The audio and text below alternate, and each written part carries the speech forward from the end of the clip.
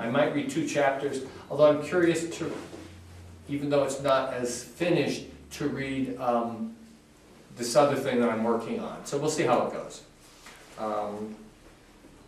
So I'll start with Out of My Skin at the beginning, so you really shouldn't need to know anything at this point. Okay, is everybody ready? Blog Meister? Yeah? Ready? Okay. Okay, here we go. Okay.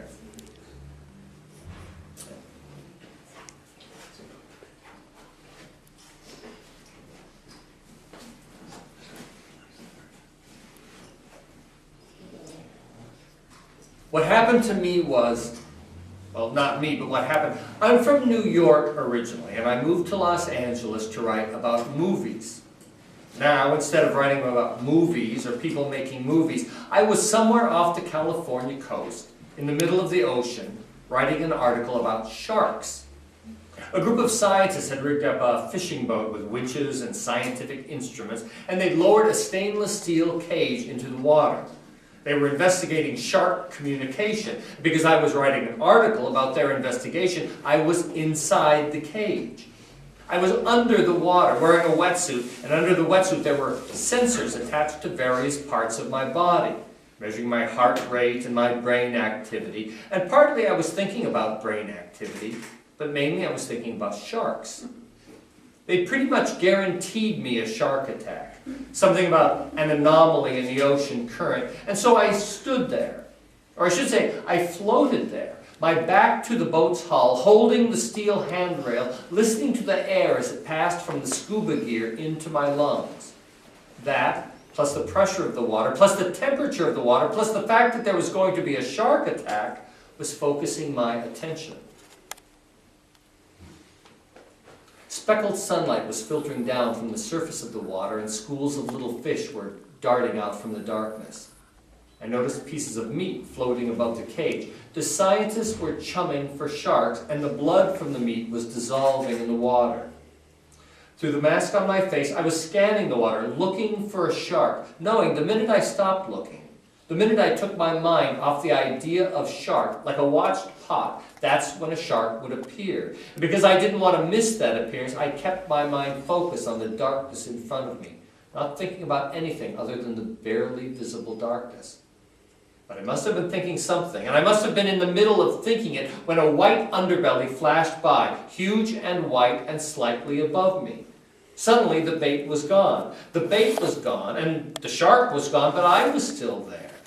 And I didn't know what the scientists, looking at the data from my sensors, were recording, but it was probably fear.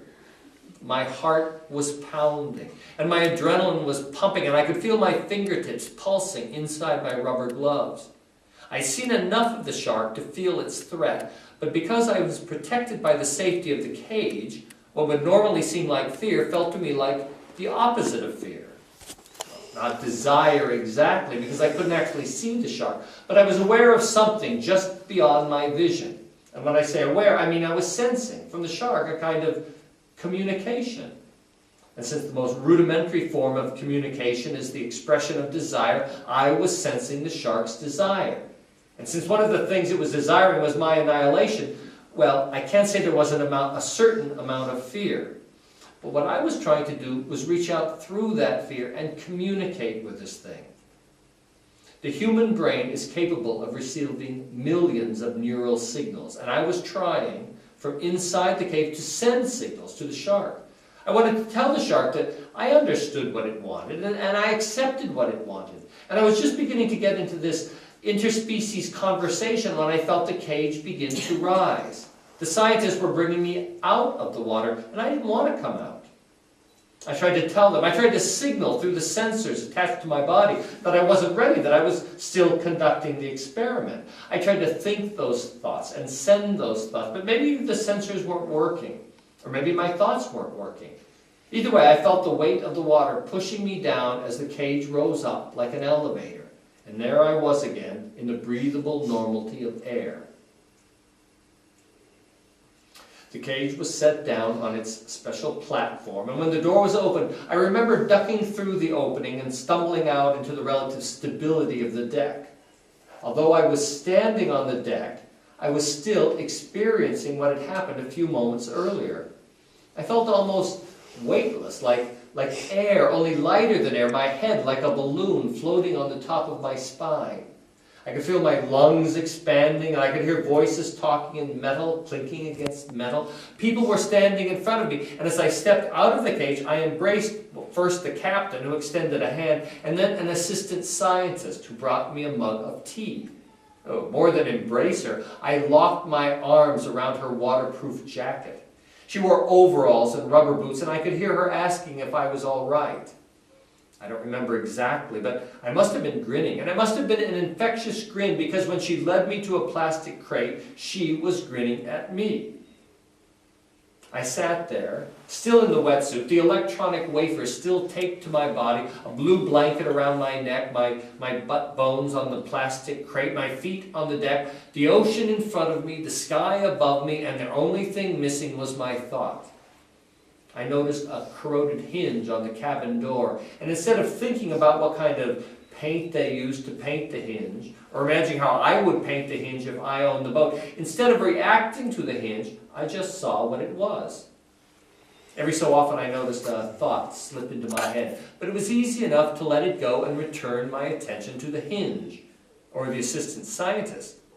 Her long hair was falling across her wide blue eyes.